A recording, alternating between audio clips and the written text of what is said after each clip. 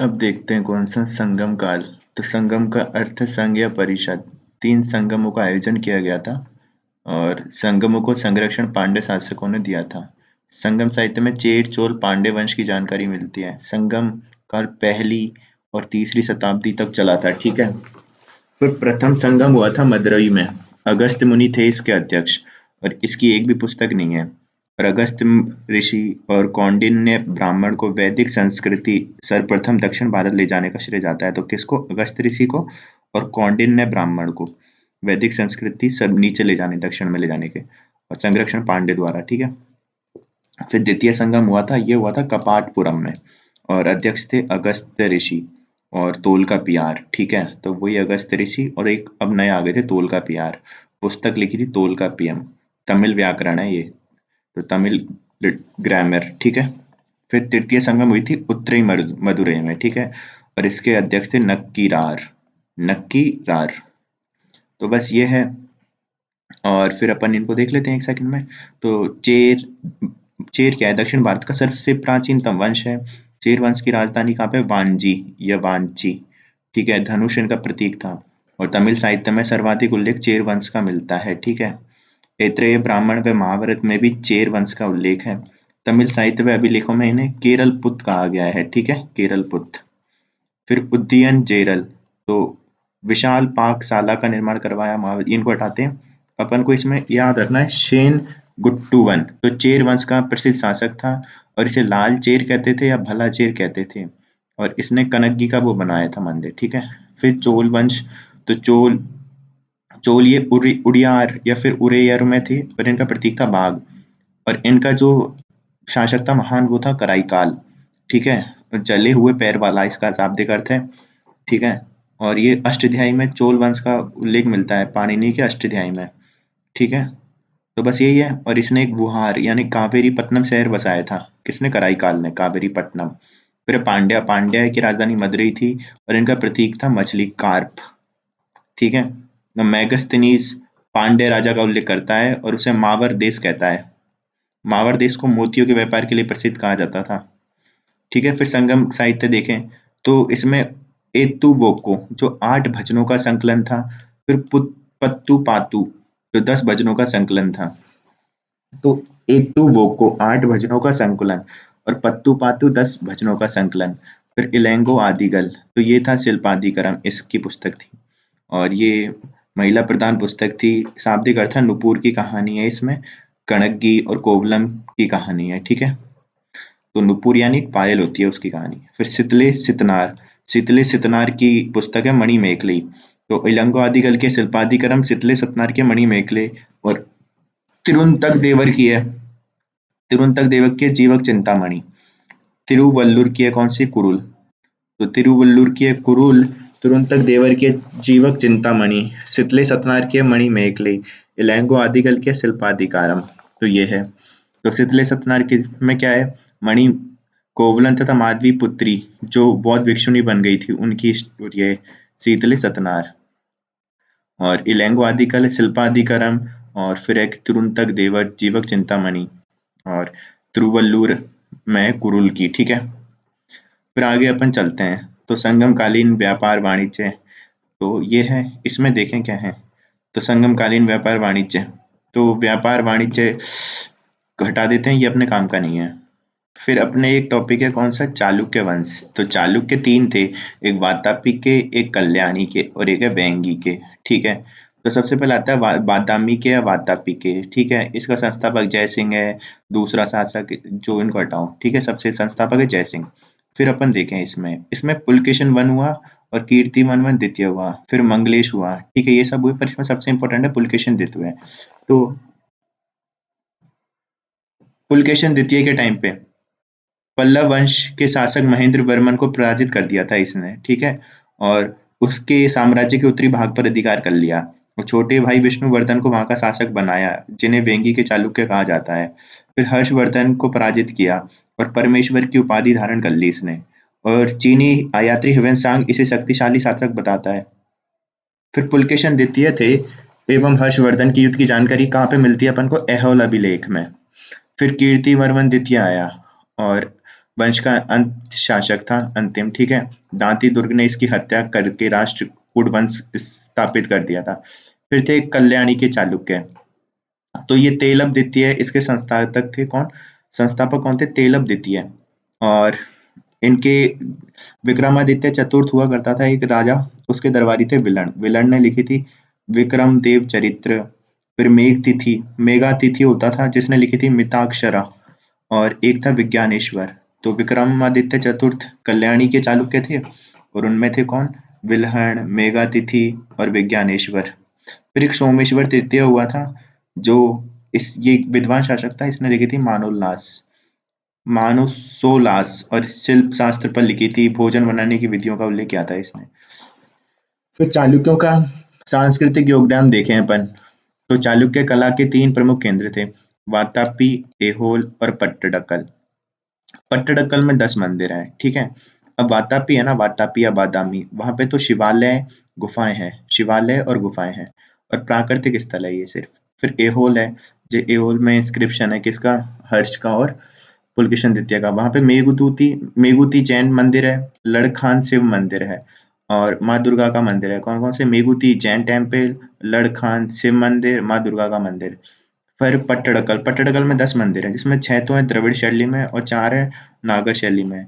तो उनमें एक है पापनाथ, नागर वालों में पापनाथ है, और द्रविड़ द्रविड़ में विरूपाक्ष, संगमेश्वर और मतंगेश्वर। तो विरूपाक्ष मंदिर, संगमेश्वर मंदिर, मतंगेश्वर मंदिर। फिर ऐहल को मंदिरों की नगरी कहा जाता है, किसकी? मंदिरों की नगरी। फिर मेघुती जैन मंदिर का निर्माण किसने करवाया था? रवि कीर्ति ने करवाया था। ऐहोल को मंदिरों की नगरी कहते हैं, ठीक है, कह दिया। और मेघूती जैन मंदिर निर्माण रवि कीर्ति ने। पुलकेशन द्वितीय के मंत्री कौन थे? गजराज, दुर्विनीत, ठीक है। तो पुलकेशन द्वितीय के मंत्री कौन थे? गंगराज दुर्विनीत ने शब्दावतार पुस्तक व्याकरण की रचना की थी, किसकी? शब्दावतार व्याकरण पुस्तक की। फिर पंडित उदय देव ने जैनेन्द्र व्याकरण की रचना की, कौन सी? जैनेन्द्र व्याकरण की। फिर सोमदेव सूरी ने नीति व्याख्यामृत की रचना की थी, किसकी? नीति व्याख्यामृत की।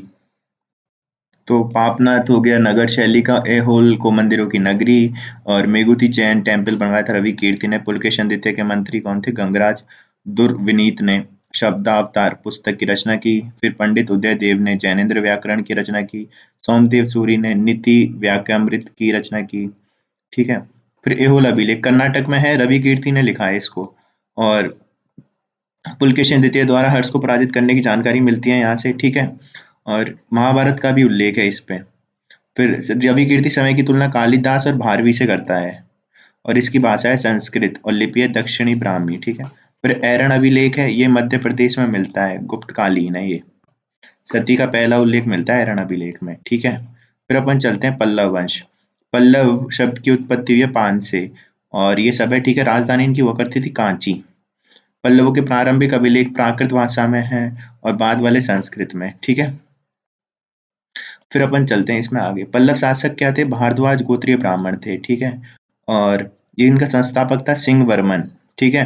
तो विष्णुगोप हरिसेन की प्रयाग प्रशस्ति के अनुसार समुद्रगुप्त ने विष्णुगुप्त को पराजित किया, समुद्रगुप्त ने, ठीक है। फिर सिंह विष्णु आया, ये सब आए। कीर्ति अर्जुन आयन का लेख भारवी इसके दरबार में था। कीर्तन आयन का लेखक भारवी इसके दरबार में था, किसके में? सिंह विष्णु के में, ठीक है। तो शिव किरात, भगवान शिव किरात और अर्जुन की कहानी है इसमें। फिर महेंद्र वर्मन आया, तो इसको कहते थे मतविलास, और ये विद्वान शासक था, ठीक है। तो इसको मार दिया था किसने? पुलकेशन द्वितीय ने। तो मतविलास प्रसन्न भारत की प्रथम व्यंग आधारित पुस्तक है, प्रथम व्यंग आधारित पुस्तक है, ठीक है। बौद्ध भिक्षुकों और कापालिकों पर व्यंग किया गया है, किन पे? बौद्ध भिक्षुकों और कापालिकों पर। मतविलास प्रसन्न। फिर इसकी दूसरी थी भगवत जुदियम, भगवत जुदियम प्रसन्न। तो भगवत जुदियम प्रसन्न इसकी दूसरी पुस्तक है। इसमें समय स्थापत्य कला के प्रथम चरण महेंद्र वर्मन शैली का आरंभ, तो इस समय, सॉरी, तो ये गलत है। हाँ, मतलब ये तो अलग अलग दो पुस्तकें हैं इसकी, महेंद्र वर्मन की, मतविलास प्रसन्न और भगवत जुदियम प्रसन्न। फिर इसके समय में क्या हुआ? महेंद्र वर्मन शैली का प्रारंभ हुआ था, ठीक है।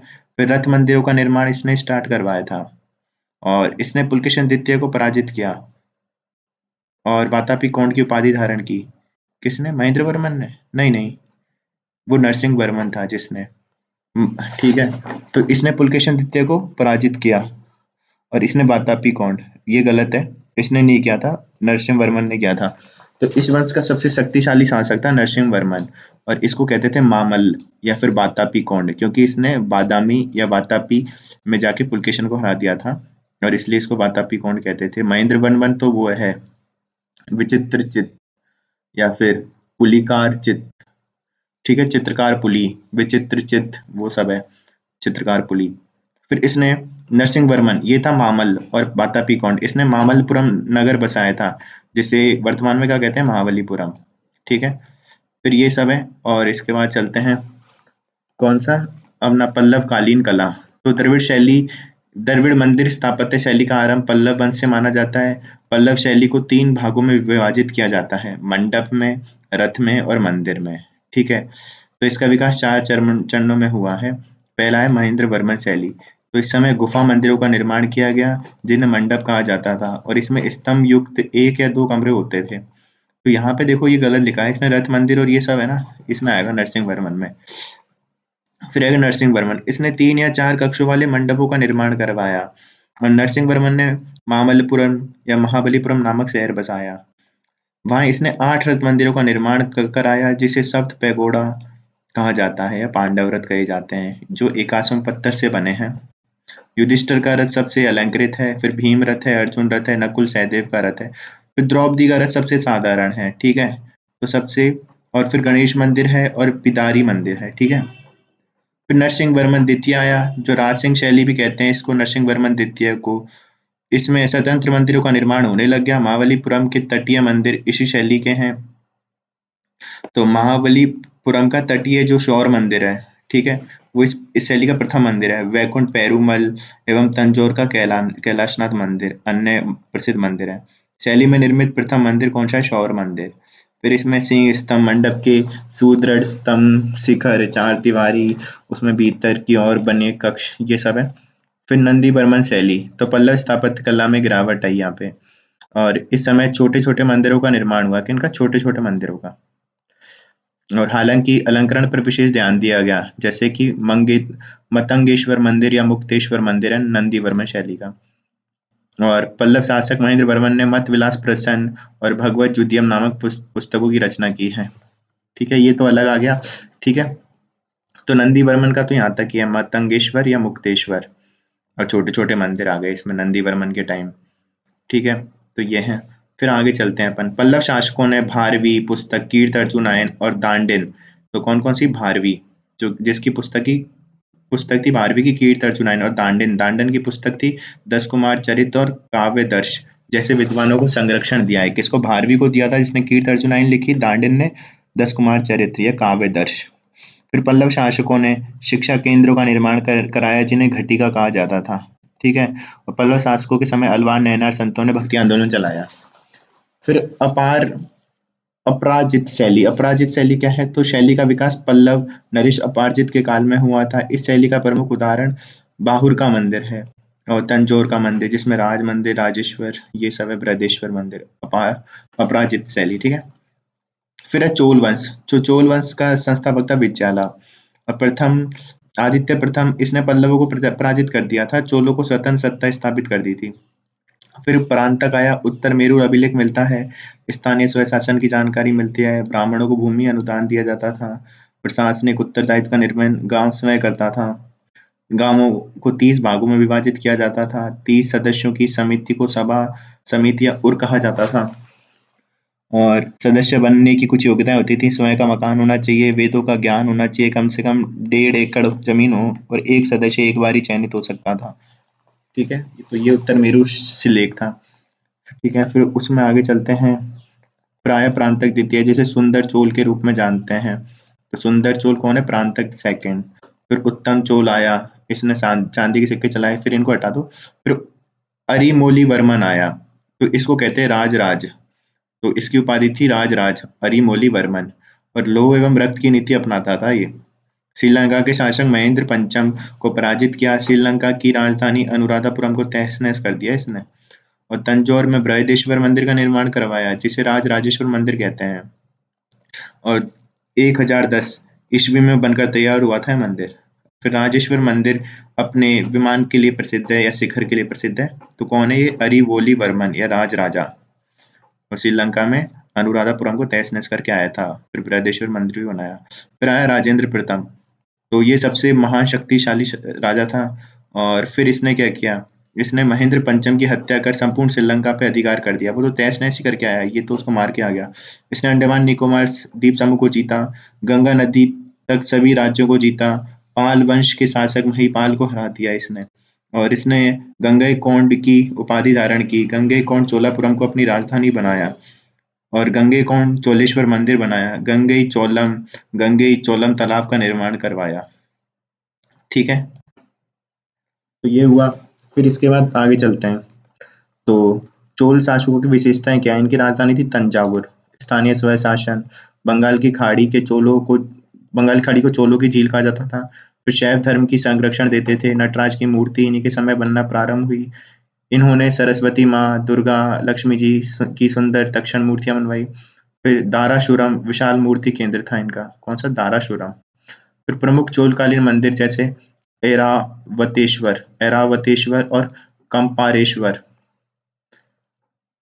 तो ऐरातेश्वर यानी दारासुरम में है और कंपारेश्वर है त्रिभुवन में। फिर सांस्कृतिक योगदान देखें तो पल्लवों का प्रभाव क्या था इनका? तो विद्यालय ने नाथमलाई नामक स्थान पर चौलेश्वर मंदिर बनवाया था। किसने? विद्यालय से। चौलेश्वर तो बनाया था विद्यालय ने। फिर प्रांतक प्रथम आया, उसने श्रीनिवास नल्लूर नामक स्थान पर कोरंगनाथ मंदिर बनवाया था। तो परांतक ने बनाया कोरंगनाथ, विद्यालय ने बनाया था चौलेश्वर। इन पे तो पल्लव का प्रभाव था। फिर चोल प्रभाव के खुद क्या आए?